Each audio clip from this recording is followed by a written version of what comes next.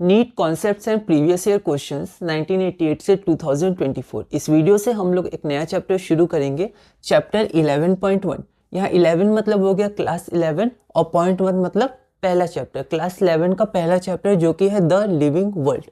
इसमें हम लोग एनसीईआरटी के क्लास 11th और 12th की मतलब बुक्स फॉलो करेंगे, हमारी कोर्स बुक है। तो क्लास 11th का पहला चैप्टर और इसमें हम लोग बेसिक और ब्रीफ में जाएंगे और मेन फोकस रहेगा नीट के प्रीवियस ईयर क्वेश्चंस में। इस वीडियो में हम लोग मतलब इस चैप्टर की इस चैप्टर जो हमारा पहला है, इसका पहला टॉपिक है साइंटिफिक नेम। तो साइंटिफिक नेम में हम लोग जो क्वेश्चंस करेंगे टॉपिक 1 में, उसमें 12 क्वेश्चंस होंगे। क्लास 1 मतलब इस क्लास में ये हम लोग डिस्कस करने के बाद पीडीएफ में 5 क्वेश्चन करेंगे और क्लास 2 में 6 से 12 क्वेश्चंस करेंगे। तो हम लोग शुरू करते हैं। टॉपिक 1 हमारा है साइंटिफिक नेम्स या नोमेनक्लेचर, इसको बायोलॉजिकल नोमेनक्लेचर भी कहते हैं। तो ये क्लास 1 इंग्लिश लैंग्वेज कई लैंग्वेज से मिलकर बनी है, मतलब वर्ड्स कई लैंग्वेजेस के इसमें यूज होते हैं, जैसे Latin, Greek, French, Germanic language है ना, और भी बहुत सारे लैंग्वेजेस होते हैं। लेकिन इसमें से जो मेन है हमारे लिए वो है लैटिन और ग्रीक। ऐसा क्यों? ऐसा इसलिए क्योंकि 90% जो इंग्लिश के जो हम लोग वर्ड्स यूज करते हैं बायोलॉजी में हमने देखे हैं, तो उसमें जो रूट्स होते हैं वो 90% लैटिन या ग्रीक के होते हैं approximately. Roots are taken from Latin and Greek, science और टेक्नोलॉजी में जो वर्ड्स यूज होते हैं, ठीक है। इसलिए हम लोग आगे भी देखेंगे कि जो साइंटिफिक नेम्स होते हैं वो लैटिन में जनरली लिखे जाते हैं, क्योंकि जो ज़्यादातर लैंग्वेज यूज़ होती है वो होती है लैटिन या ग्रीक। ग्रीक के भी हमने देखे कई वर्ड्स होते हैं, कई रूट्स होते हैं, ठीक है। फिर यहाँ पर लिविंग ऑर्गेनिज्म, बायोलॉजी में हम लोग लिविंग ऑर्गेनिज्म के बारे में स्टडी करते हैं। तो उसमें बेसिकली ब्रॉडली 2 कैटेगरीज होती हैं, फ्लोरा और फौना। फ्लोरा में हम लोग स्टडी करते हैं प्लांट स्पीसीज के बारे में, जिसको हम लोग बॉटनी के अंदर स्टडी करते हैं, और फाउना में एनिमल स्पीसीज के बारे में, जिसको हम लोग जूलॉजी में स्टडी करते हैं। अब यहाँ पर हम लोग देख सकते हैं कि कितनी स्पीसीज होती हैं, तो millions of plants and animals हैं इस वर्ल्ड में, है ना। उनके अलग अलग नेम्स हैं और डिफरेंट प्लेसेस पे अलग अलग उनके नेम्स हैं, ठीक है। पर स्पीसीज तो सेम है, कि वो चीज़ तो सेम है, बस उसके नाम अलग अलग जगह अलग है। तो फिर क्या हुआ कि हम लोग क्या करते हैं, कुछ कैरेक्टरिस्टिक्स देख लेते हैं, ठीक है, और उस कैरेक्टरिस्टिक्स के आधार पे हम लोग एक सेम नेम दे देते हैं, ताकि अलग अलग कंट्री के साइंटिस्ट जब मिलके डिस्कस करें तो वो एक ही स्पीसीज के बारे में डिस्कस कर पाएँ, क्योंकि अलग अलग लैंग्वेजेस में अलग अलग जगह अलग अलग नाम होते हैं। तो यहाँ पर हम लोग कुछ कैरेक्टरिस्टिक्स दे देते हैं, क्योंकि वो स्पीसीज सेम है, उनकी कैरेक्टरिस्टिक्स सेम है, क्योंकि वो कॉमन स्पीसीज है, ठीक है। तो यही जो हम लोग नाम देते हैं उसे हम लोग बोलते हैं साइंटिफिक नेम, ताकि सबको आसानी से उसके बारे में बात कर पाए, उस पर्टिकुलर स्पीसीज के बारे में डिस्कस कर पाए, ठीक है। इसी को हम लोग नोमेनक्लेचर भी कहते हैं या बायोलॉजिकल नोमेनक्लेचर भी हम लोग कहते हैं। उसके बाद हम लोग कैसे नोमेनक्लेचर में आते हैं, तो सबसे पहले हम लोग क्या करते हैं, कुछ कैरेक्टरिस्टिक्स देते हैं, तो इसको बोलते हैं कैरेक्टराइजेशन। उसको हम लोग कैसे देते हैं, तो मॉर्फोलॉजी के आधार पे। मॉर्फोलॉजी होती है स्टडी ऑफ स्ट्रक्चर, एक एक्सटर्नल स्ट्रक्चर है, ठीक है। जैसे यहाँ पर एनसीईआरटी में एक एग्जांपल दिया है मैंगो का, तो उसका एक्सटर्नल स्ट्रक्चर कैसा है, उसका इंटरनल स्ट्रक्चर कैसा है, ठीक है। वो फ्लावरिंग है, फ्लावरिंग प्लांट है कि नॉन फ्लावरिंग प्लांट है, फिर उसका स्ट्रक्चर, रंग कैसा है, और फिर और हम लोग क्या क्या देखते हैं, इकोलॉजी, ठीक है। जैसे मॉर्फोलॉजी में हम लोग, और जैसे एनिमल में पैंथेरा एक दिया हुआ है, तो पैंथेरा, फिर पैंथेरा लियो, ऐसे करके तो हम लोग उनके भी मॉर्फोलॉजी स्टडी करते हैं। जैसे एक्सटर्नल मॉर्फोलॉजी क्या है, ठीक है, इंटरनल स्ट्रक्चर्स क्या है, उनका स्कल का टाइप, उनके बोन्स का टाइप, ठीक है, और वो कैसा है स्ट्रक्चर, ठीक है। तो उसके आधार पे हम लोग क्या करते हैं, एक कैरेक्टराइजेशन दे देते हैं पर्टिकुलर स्पीसीज को। और इकोलॉजी मतलब होता है कि relationship between environment and organism, मतलब वो स्पीसीज कहाँ पाए जाते हैं, रेन फॉरेस्ट में पाए जाते हैं या फिर कोई अलग फॉरेस्ट में पाए जाते हैं, या फिर किस उनका इन्वायरमेंट हॉट वेदर में पाए जाते हैं कि कोल्ड में पाए जाते हैं, ठीक है, क्लाइमेट क्या है, ठीक है। उसके बाद जीन्स या डीएनए या इवोल्यूशन, तो जीन्स कैसा है, उनके डीएनए का सीक्वेंस कैसा है, क्या उनमें कोई सिमिलैरिटी है। फिर इवोल्यूशनरी, जो हम लोग आगे भी पढ़ेंगे हायरार्की में, तो उसके इवोल्यूशन के बारे में देखा जाता है, तो वो किस स्पीसीज का डिसेंडेंट है, ठीक है। ऐसे करके कुछ कैरेक्टरिस्टिक्स पता कर ली जाती है, ठीक है। तो उन्हें कैरेक्टरिस्टिक दे दिया जाता है, फिर उस कैरेक्टरिस्टिक से आइडेंटिफाई करते हैं, ठीक है, कि किस कैरेक्टरिस्टिक्स, मतलब ये कैरेक्टरिस्टिक हमें मिल गए तो अब हम ऑर्गेनिजम्स को आइडेंटिफाई कर पाएंगे कि ये ऑर्गेनिज्म इस कैरेक्टरिस्टिक से बिलोंग करता है, और उनको फिर हम लोग क्लासीफाई कर देंगे, ठीक है। फिर क्लासिफिकेशन के बाद हम लोग उस एक ग्रुप को एक नाम दे देंगे, तो वो हमारा नोमेनक्लेचर हो जाएगा। तो बेसिकली ऐसे करके हम क्या करते हैं, नोमेनक्लेचर देते हैं, मतलब नाम देते हैं किसी भी स्पीसीज को। अब इसके लिए आप क्या करिएगा, एनसीईआरटी रीडिंग ज़रूर कीजिएगा, ठीक है, क्योंकि उसमें आपको अच्छे से बताया गया एक बेसिक इन्फॉर्मेशन, क्योंकि हम लोग बेसिक और ब्रीफ में आगे बढ़ रहे हैं, तो एनसीईआरटी रीडिंग बहुत ज़रूरी है। तो आप उसको जब ऐसे पढ़िएगा शुरू से, तो आपको समझ में आएगा कि नोमेनक्लेचर का क्या यूज़ होता है और क्यों ऐसा दिया जाता है, ताकि एक सेम नाम पे डिफरेंट कंट्रीज़ के साइंटिस्ट मिलकर बात कर पाएँ, ठीक है, उसके बारे में और जान पाएँ। ओके, तो ये हमारा हुआ। अब हम लोग इसके बारे में कुछ और बेसिक इन्फॉर्मेशन लेते हैं और उसके बाद हम लोग पीडीएफ में क्वेश्चन डिस्कस करें। तो हम लोग को बायोलॉजिकल नोमेनक्लेचर के बारे में पढ़ना है। तो बायोलॉजिकल जैसे एक मतलब एक ऑर्गेनाइजेशन होता है जो ये सब गवर्न करता है कि कौन से स्पीसीज को क्या नोमेनक्लेचर होगा, तो उसमें डिफरेंट साइंटिस्ट बैठ के फिर वो एग्री करते हैं, ठीक है, और वो बताते हैं कि क्या होना चाहिए। तो फिर उसके वजह से उसके कारण आपका एक स्पेशल मतलब एक स्पीसीज को एक पर्टिकुलर नाम मिलता है, ठीक है। तो बायोलॉजिकल नोमेनक्लेचर में आपके पास दो ऑर्गेनाइजेशन है, ICBN और ICZN। इसका फुल फॉर्म भी हमें देखना है, एनसीईआरटी में लिखा भी है। ये आपका क्या होता है, बोटेनिकल होता है, मतलब बॉटनी, मतलब प्लांट्स नोमेनक्लेचर से डील करता है, ठीक है। तो वहाँ पर सारे साइंटिस्ट मिलके मतलब डिस्कस करते हैं कि एक पर्टिकुलर स्पीसीज को क्या नाम देना चाहिए। और उसी तरह Z से जूलॉजिकल हो गया, मतलब एनिमल के बारे में बोला जा रहा है, एनिमल के स्पीसीज को नाम कैसे देंगे, ठीक है। अब ये जो ICBN है उसका अब नाम ICN होता है, ठीक है। 2011 में ये चेंज हो गया था, तो उसी के आसपास तो ये ICN इसको बोला जाता है, अब ICN। तो अब इसमें प्लांट्स के साथ साथ आपका फंगाई और एल्गे का भी नाम दिया जाता है, ठीक है।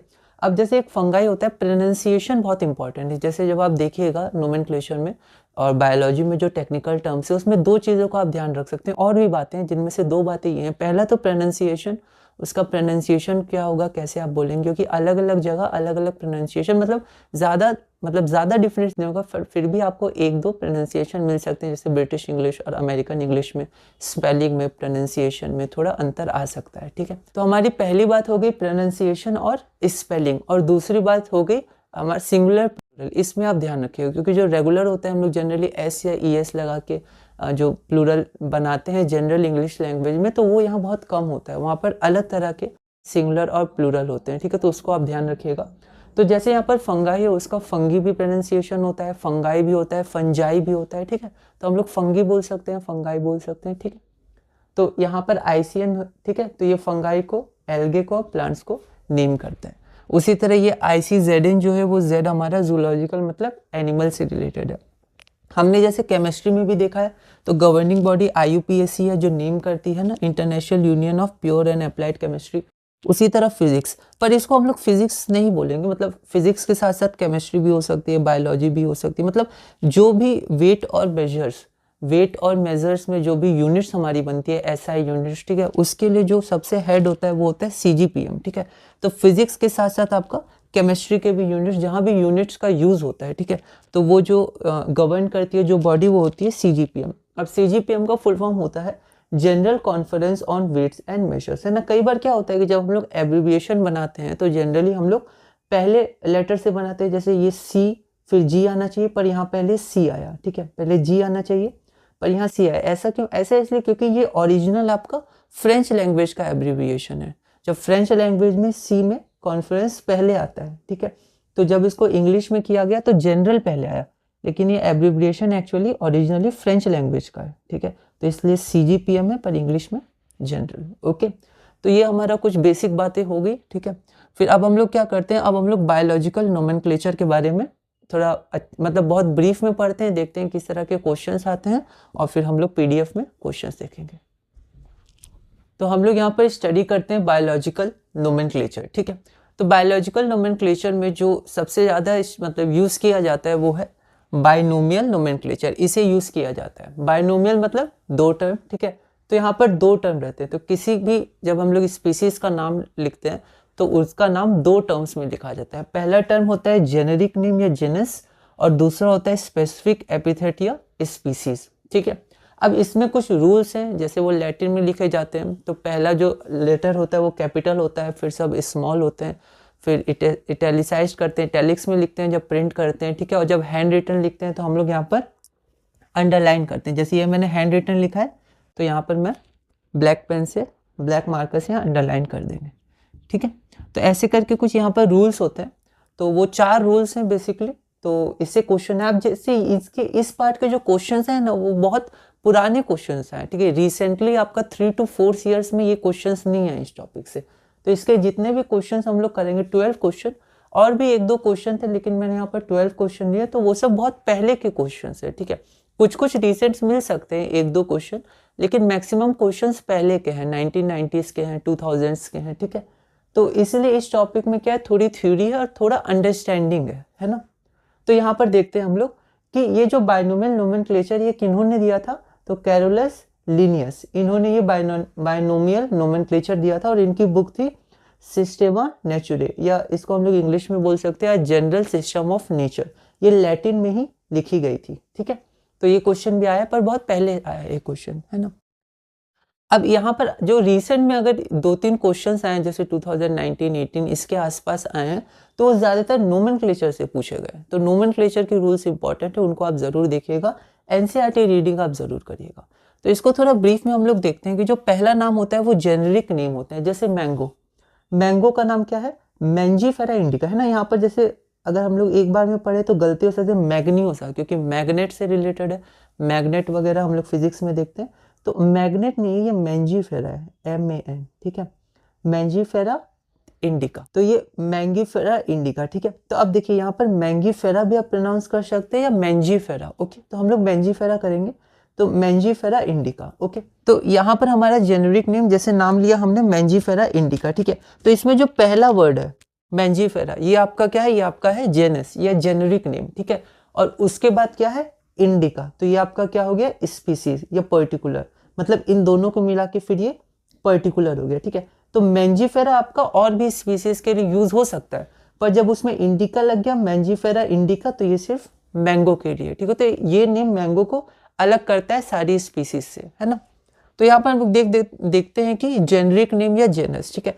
तो इसका क्या होता है, तो हम लोग को कुछ कैरेक्टरिस्टिक्स बनाने पड़ते हैं, हमने देखा था। तो इसमें जैसे मॉर्फोलॉजी के आधार पर इंटरनल एक्सटर्नल मॉर्फोलॉजी, बाहर से कैसा दिखता है, अंदर से क्या क्या ऑर्गन्स हैं, उनके स्ट्रक्चर्स क्या हैं, उनके फॉर्म्स क्या हैं, ठीक है। तो ये हम मॉर्फोलॉजी में उनके स्ट्रक्चर्स स्टडी करते हैं, ठीक है। हम लोग फंक्शंस स्टडी नहीं करते हैं, फंक्शंस के लिए हमारे पास फिजियोलॉजी होता है। जैसे एक क्वेश्चन आया था, उसमें कुछ ऐसे टर्म्स थे, तो कुछ कुछ ब्रांचेस ऑफ बायोलॉजी के बारे में आप जरूर जानकारी रखिएगा, क्योंकि क्वेश्चंस में 1-2 जगह आ सकते हैं। तो मॉर्फोलॉजी स्टडी करते हैं कि इंटरनल और एक्सटर्नल स्ट्रक्चर कैसा है। उसके बाद इकोलॉजी, इकोलॉजी मतलब हमने देखा था कि इन्वायरमेंट के संग रिलेशन कैसा है, कहाँ पर पाए जाते हैं, किन क्लाइमेट्स में ये पाए जाते हैं, ठीक है। और फिर बायोडाइवर्सिटी किन के साथ पाए जाते हैं। तो ऐसे करके कुछ कुछ चीज़ें उनसे रिलेटेड मतलब उस स्पीसीज के आसपास का वातावरण कैसा है, इन सब के आधार पे भी यहाँ पर आपका क्लासिफिकेशन मतलब कैरेक्टराइजेशन आप कर सकते हैं, ठीक है। फिर उसके बाद क्लासिफिकेशन करना है, इसलिए हम लोग जनरली इन टर्म्स को यूज़ कर सकते हैं क्लासिफाई करने के लिए या फिर कैरेक्टराइज करने के लिए, ठीक है। उसके बाद जीन्स के आधार पे उनके डीएनए का सीक्वेंस क्या है, इवोल्यूशनरी उनका क्या है, इवोल्यूशन किस स्पीसीज के वो डिसेंडेंट हैं। तो जीन्स और डीएनए के आधार पे भी हम लोग क्या करते हैं, कुछ कैरेक्टराइजेशन बनाते हैं, ठीक है। तो वो हमारा जेनस होता है। जैसे पैंथेरा एक जेनस है, मैंजीफेरा एक जेनस है, ठीक है।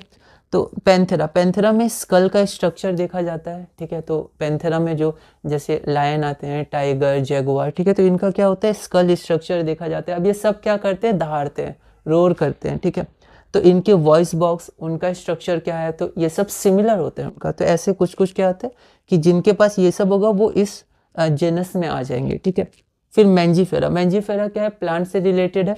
तो उसमें क्या देखा जाता है, फ्लावरिंग है कि फ्लावरिंग नहीं है, और अगर फ्लावरिंग है तो मॉर्फोलॉजी क्या है, फ्लावर्स, फ्रूट्स का, लीव्स का, ठीक है। फिर उनका इकोलॉजी किस टाइप के फॉरेस्ट में वो पाए जाते हैं, एवरग्रीन फॉरेस्ट, डेसिडियस फॉरेस्ट, अलग तरह का, ठीक है। फिर एटसेट्रा। तो इन सब के आधार पे कुछ हम लोग कैरेक्टरिस्टिक्स देख लेते हैं, ठीक है। तो वो जेनस, ठीक है। अब हो सकता है 2-3 स्पीसीज या 4-5 स्पीसीज, 15-20 ऐसे एक जेनस में बहुत सारे स्पीसीज हो सकते हैं, ठीक है। तो उनमें भी हैं तो अलग अलग, जैसे टाइगर अलग है, लायन अलग है, ठीक है। तो फिर उनमें भी एक और डिवीजन किया जाता है जिसको हम लोग स्पेसिफिक एपिथेट बोलते हैं। अब आप क्या करिएगा, कुछ टर्म्स के, ये सब इंग्लिश टर्म है, तो इंग्लिश टर्म्स का क्या मीनिंग है, फिर बायोलॉजी में क्या वो डायरेक्टली रिलेट कर रहे हैं या फिर थोड़ा सा अंतर होकर वो रिलेट कर रहे हैं, उनका लिटरल मीनिंग है कि थोड़ा हमारा ब्रॉड मीनिंग है, ये सब भी आप ध्यान रखिएगा, है ना। तो स्टडी आप जरूर करिएगा थोड़ा लैंग्वेज को, कुछ कुछ टर्म्स को बस, और कुछ नहीं। तो एपिथेट मतलब होता है पर्टिकुलर कैरेक्टरिस्टिक किसी भी इंडिविजुअल या थिंग के लिए, ठीक है। तो वो स्पीसीज होता है। अब से मेन चीज़ हमें ध्यान रखनी है वो है रिप्रोडक्शन बिटवीन टू इंडिविजुअल्स, मतलब एक ग्रुप जो रिप्रोडक्शन करके आगे बढ़ सके, ठीक है। तो वो हम लोग स्पीसीज में रखते हैं, स्पीसीज में रखते हैं। जैसे पैंथेरा लियो, पैंथेरा तो हो गया कुछ स्कल स्ट्रक्चर या वॉइस बॉक्स के आधार पे पैंथेरा, पर उनमें 3-4 स्पीसीज आ सकते हैं जिनके पास ये सब स्ट्रक्चर सिमिलर होते हैं, जैसे लायन, जैगुआर, फिर लेपर्ड, टाइगर, ठीक है, ऐसे करके, है ना। फिर उनमें भी कौन कौन रिप्रोडक्शन कर सकते हैं, एक ग्रुप, ठीक है, 2 इंडिविजुअल्स मेल और फीमेल कौन रिप्रोडक्शन कर सकते हैं, तो उनके आधार पे एक स्पीसीज बना दिया जाता है, ठीक है। तो पैंथेरा लियो ये एक स्पीसीज हो गया, इसमें लायन और लायनेस आ जाएंगे, ठीक है। उसके बाद मैंजीफेरा इंडिका, इसमें मैंगो, ठीक है। तो ऐसे करके इनको स्पीसीज बोला जाता है, और एक बार स्पीसीज हो गया तो वो पूरा नाम बिल्कुल अलग हो गया उसके लिए। जैसे कहीं भी लायन हो, चाहे वो अफ्रीकन लायन हो या फिर इंडियन लायन हो या कहीं का भी लायन हो, तो वहाँ पर आपका पैंथेरा लियो इस नाम से जाने जाएंगे सब। फिर उनके अलग अलग डिस्टिंक्शन हो सकते हैं कि अलग अलग कंट्री के आधार पर, ठीक है। फिर मैंजीफेरा इंडिका, तो ये मैंगो के लिए, अब कहीं का भी मैंगो हो, ठीक है। पर इसका फिर हम लोग देखेंगे तो प्लेसेस के आधार पे हम लोग और कैरेक्टराइजेशन कर सकते हैं, पर ये हमारा लास्ट कैरेक्टराइजेशन होता है स्पीसीज। जब हम लोग टेक्सोनॉमी में देखेंगे, हायरार्की बनाई जाती है, तो उसमें लास्ट हमारा स्पीसीज ही होता है, ठीक है, जो एक ऑर्गेनिज्म को एक पर्टिकुलर नाम देता है। तो ये हमारा हो गया। तो ये हमारी कुछ बेसिक बातें हुई, ठीक है। तो आप रीडिंग और करिएगा, है ना, और भी आप एडिशनल इन्फॉर्मेशन से आप इन्फॉर्मेशन ले सकते हैं। फिर भी हमें बहुत ज़्यादा इन सब के बारे में नहीं जानना है, क्योंकि ये सर फिर आगे के टॉपिक्स हैं, ठीक है। अगर आप इस फील्ड को, बायोलॉजी फील्ड को कंटिन्यू करते हैं आगे, तो फिर आपको इन सब के बारे में जानना होगा अगर आप इस ब्रांच में जाते हैं, ठीक है। लेकिन अभी जो हम लोग को सिर्फ नीट के लिए जानना है, तो हमें बस इतना काफ़ी है, और एनसीईआरटी बहुत है। आप देख सकते हैं नीट के प्रीवियस ईयर क्वेश्चन जनरली अब पूछे नहीं जाते हैं ऐसे, क्योंकि ये सब थोड़े थियोरेटिकल क्वेश्चंस हैं, ठीक है। तो इसलिए हम लोग देखेंगे। तो अब हम क्या करते हैं, अब हम लोग चलते हैं पीडीएफ में।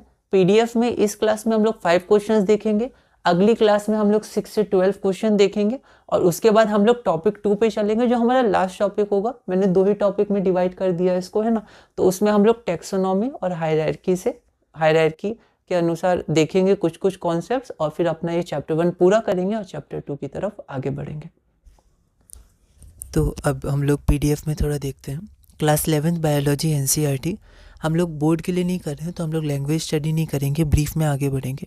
यूनिट 1 है हमारा diversity in the living world. तो 11.1 में हमारा है the living world, biological classification, plant kingdom और एनिमल किंगडम, जिसमें से हम टॉपिक 1 मतलब चैप्टर 1 द लिविंग वर्ल्ड शुरू किए हैं। 11.1 है हमारा द लिविंग वर्ल्ड, इसमें नीट के हम लोग प्रीवियस ईयर क्वेश्चंस करेंगे। और टॉपिक 1 है साइंटिफिक नेम्स ऑफ ऑर्गेनिज्म्स या नोमेनक्लेचर है, इसको हम लोग बायोलॉजिकल नोमेनक्लेचर भी कहते हैं। सबसे पहला क्वेश्चन है ICBN स्टैंड्स फॉर, 2010 का क्वेश्चन है नीट का। 4 ऑप्शन थे पर मैंने ऑप्शन नहीं लिखे, ये आपको डायरेक्ट ध्यान होना चाहिए, एक बार आप इसे ट्राई करिए। तो ICBN हमारा हो जाएगा साइंटिफिक नेम फॉर प्लांट्स, ये देता है ये ऑर्गेनाइजेशन, ये होता है international code for botanical nomenclature. उसी तरह ICZN भी आप ध्यान रखिएगा, साइंटिफिक नेम फॉर एनिमल्स यहाँ डिसाइड किया जाता है। तो international code for zoological nomenclature, यहाँ आप देख सकते हैं एब्रिविएशन पहला लेटर से ही बना है, ठीक है। कभी कभी जैसे हमने CGPM में देखा था पहला लेटर नहीं होता है, क्योंकि उसका जो एक्चुअल CGPM जिस लैंग्वेज से एब्रिविएट हुआ है, तो वो एब्रिविएशन फ्रेंच से लिया गया था CGPM, ठीक है। तो इसलिए वहाँ पहले कॉन्फ्रेंस आया था, पर उसको जब इंग्लिश में कन्वर्ट किया गया तो पहले जनरल आया, इसलिए वहाँ पर थोड़ा अंतर था। सेकेंड है हमारा the practical purpose of classification of living organism, ठीक है, 1999, ठीक है। तो ये डायरेक्ट क्वेश्चन नहीं है, तो ये थोड़ा सा मतलब ऐसा क्वेश्चन आ सकते हैं जो प्रैक्टिकल कंसिडरेशन हो या फिर पर्पस के बारे में पूछे जा सके, है ना। तो ये क्वेश्चन एक बार आप ट्राई करिए, the practical purpose of classification of living organism क्या है, 1999 का क्वेश्चन है। तो यहाँ पर हम लोग ऑप्शन एलिमिनेशन भी देखते रहेंगे हमेशा, चाहे वो फिजिक्स हो, मैथ्स हो, केमिस्ट्री हो या बायोलॉजी हो, ऑप्शन एलिमिनेशन बहुत इंपॉर्टेंट है। Explain the origin of living organism, trace the evolution of living organism, name the living organism. एक ये हो सकता है, क्योंकि हम क्या करते हैं, क्लासीफाई क्यों करते हैं, नेम करने के लिए, या फिर facilitate identification of unknown living organism. तो प्रैक्टिकल पर्पस क्या है, ठीक है। नेमिंग तो थ्योरेटिकल हो गया थोड़ा सा, प्रैक्टिकल क्या है, तो ऑप्शन डी सबसे सही है। ऐसा क्यों, ऐसा इसलिए क्योंकि हमारे पास मिलियंस ऑफ स्पीसीज़ हैं, और उस मिलियंस ऑफ स्पीसीज़ में हम लोग अभी एनसीईआरटी के अनुसार अगर आप पढ़िएगा तो 1.8 मतलब 2 मिलियन के अराउंड हम लोग अभी तक जान पाए हैं, समझ पाए, मतलब 2 मिलियन 3 मिलियन इन्हीं के अनुसार हम लोग जान पाए, लेकिन मिलियंस ऑफ स्पीसीज़ है, और मिलियंस ऑफ स्पीसीज़ है तो फिर बहुत सारे हम लोग जानते जा रहे हैं, ठीक है। तो अभी जैसे रिसेंट ईयर्स में, क्योंकि एनसीईआरटी बुक जब पब्लिश हुई थी तो वो पहले हुई थी, तो अभी बहुत सारे ईयर्स में हमने बहुत सारी स्पीसीज़ को जाना है, ठीक है, तो और जानते जा रहे हैं, तो उसके लिए एक नाम होना बहुत ज़रूरी है एक पर्टिकुलर स्पीसीज़ का। तो आगे अगर हम जाने और हम जैसे जानने के लिए निकले और वहाँ पर कोई स्पीसीज़ मिले और हमें पता है वो पहले से आइडेंटिफाइड है, तो इसका एक नाम होगा, तो ये स्पीसीज़ इसी में आ जाएगी, तो फिर हम आगे बढ़ सकते हैं, ठीक है। तो प्रैक्टिकल पर्पस क्या होता है कि जो अननोन स्पीसीज़ है उसको हम लोग जान सकते हैं। कोई अननोन स्पीसीज़ मिला, इसका कहीं भी नाम नहीं है, ठीक है, मतलब ये बिल्कुल अलग स्पीसीज़ है, तो अब इसका नया नाम देना है, ठीक है। तो ICBN या ICZN में फिर वहाँ पर डिस्कशन होगा कि क्या नाम देना चाहिए। तो ये फैसिलिटेट करता है identification of unknown living organism को, ठीक है। तो आपका ऑप्शन नंबर डी हो जाएगा, सबसे सही यही है। बायोलॉजिकल क्लासिफिकेशन क्या है? तो biological classification is the process by which organisms are grouped into convenient categories based on some easily observable characters, है ना, मॉर्फोलॉजी, एक्सटर्नल, इंटरनल, ठीक है। It facilitates identification of unknown organism, तो अननोन ऑर्गेनिज्म से हम लोग फैसिलिटेट करता है कि हम लोग उन्हें जान सके, उनके बारे में पता कर सकें, ठीक है, ठीक है। एनसीईआरटी के ये नोट्स हैं। Question number 3, biological nomenclature means, तो बायोलॉजिकल नोमेनक्लेचर का, सॉरी बाइनोमियल है ना, बाइनोमियल है। बाइनोमियल नोमेनक्लेचर का मतलब क्या होता है? 1993 का क्वेश्चन है। A, B, C और D, ये 4 ऑप्शन आपके पास हैं। एक बार आप इस क्वेश्चन को ट्राई करिए, फिर हम लोग आगे बढ़ते हैं। तो यहाँ पर हम लोग फिर से ऑप्शन एलिमिनेशन के अनुसार भी जाएंगे। 1 नेम गिवन बाय 2 साइंटिस्ट, नहीं, नेम हमेशा एक ही होना चाहिए, ताकि वर्ल्ड के कोई भी साइंटिस्ट हो, जब वो आपस में मिलकर डिस्कस करें तो वो पर्टिकुलर स्पीसीज़ के बारे में ही बात करें। 1 साइंटिफिक नेम, ठीक है, consisting of a generic and specific epithet, तो बी हो जाएगा। पर फिर भी हमें आगे देखना है, ठीक है, आगे क्या क्या ऑप्शंस हैं, है ना, हमेशा इसका ध्यान रखना है। कई बार जल्दबाजी में सही लगता है तो पर गलत हो जाता है, क्योंकि आगे ऑप्शन में और सही हो सकता है, ठीक है। 2 names, 1 latinized other of a person, नहीं, 2 नाम नहीं होता है, एक ही नाम होता है, और लास्ट में जो नाम लिखा रहता है वो ऑथर का नाम लिखा रहता है, वो आप नोमेनक्लेचर में देखिएगा रूल्स में। 2 names of the same, plus 2 names नहीं, 1 ही नेम, तो आपका ऑप्शन नंबर बी हो जाएगा। तो बाइनोमियल नोमेनक्लेचर, इसको बाइनरी नोमेनक्लेचर भी कहते हैं, क्योंकि बाइनरी मतलब 2, है ना। तो टू टर्म नेमिंग सिस्टम, ये भी कह सकते हैं। It is scientific name of a living organism consisting of, पहला generic name, genus of the species, और दूसरा स्पेसिफिक एपिथेट या स्पेसिफिक नेम। स्पेसिफिक एपिथेट क्या करता है? It distinguishes the species within the genus, ठीक है, विद इन द जेनस ये डिस्टिंग्विश करता है, क्योंकि जेनस में बहुत सारे हो सकते हैं, जैसे पैंथेरा जेनस है, उसमें पैंथेरा लियो हो सकता है लायन, पैंथेरा पार्डस हो सकता है लेपर्ड, उसी तरह जगुआर का एक नाम हो सकता है पैंथेरा करके, ठीक है।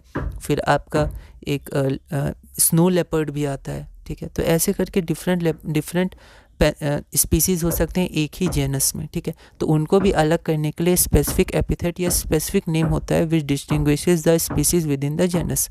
और आप इंग्लिश का जो नॉर्मल डेफिनेशन देखिएगा एपिथेट का, तो इट इज़ एन एडजेक्टिव या फ्रेज जो किसी का क्वालिटी, किसी इंडिविजुअल या थिंग का क्वालिटी या कैरेक्टरिस्टिक बताता है, पर्सन या थिंग का। तो आप ऐसे करके इंग्लिश भी ध्यान दीजिएगा वर्ड्स को, है ना, और क्या उसका एग्जैक्ट मीनिंग है या थोड़ा ब्रॉड मीनिंग है या थोड़ा अलग कंटेक्स्ट में मीनिंग है, इन सब का ध्यान रखिएगा। अगला क्वेश्चन है, Linnaeus involve a system of nomenclature call, ठीक है। तो कैरोलस लिनेयस या इन्हें कार्ल लिनेयस भी कहते हैं, इन्होंने नोमेनक्लेचर बनाया था, ठीक है। उसका नाम क्या था? मोनोमियल, वर्नाकुलो, बाइनोमियल या पॉलिनोमियल। क्वेश्चन 1990 में था, आप देख सकते हैं पहले के क्वेश्चन से ऐसे डायरेक्ट। एक बार आप इसे ट्राई करिए, फिर हम लोग आगे बढ़ते हैं। यहाँ पर उन्होंने बाइनोमियल नोमेनक्लेचर बनाया था। तो बाइनोमियल नोमेनक्लेचर, कार्ल लिनेयस, इन्हें फादर ऑफ मॉडर्न टेक्सोनॉमी कहा जाता है, और इनकी बुक थी सिस्टमा नेचुरा, या इसको इंग्लिश में हम लोग देखेंगे तो a general system of nature, ये लैटिन में थी, ठीक है। ये हमारा आखिरी क्वेश्चन है इस क्लास का, और क्लास 2 में हम लोग 6 से 12 करेंगे। लिनेयस इज क्रेडिटेड विद, फिर से 1993 का क्वेश्चन है, डायरेक्ट क्वेश्चन है। तो इन चारों में से लिनेयस को किससे क्रेडिट किया जाता है? एक बार आप ट्राई करिए, तो हमारा आंसर हो जाएगा बाइनोमियल नोमेनक्लेचर, ठीक है। तो ये हमारा पूरा हुआ। अगली वीडियो में हम लोग, मतलब अगली वीडियो में क्लास नंबर 2 होगी, उसमें हम लोग क्वेश्चन नंबर 6 से 12 तक करेंगे, और उसके बाद हम लोग अपना टॉपिक 2 शुरू करेंगे, जो कि होगा हमारा टेक्सोनॉमी, उससे रिलेटेड, ठीक है। तो इस वीडियो में हमने कुछ कॉन्सेप्ट्स और क्वेश्चन नंबर 5 तक किया। अगली वीडियो में हम लोग क्वेश्चन नंबर 6 से कंटिन्यू करेंगे और धीरे धीरे अपने चैप्टर 1 में आगे बढ़ेंगे।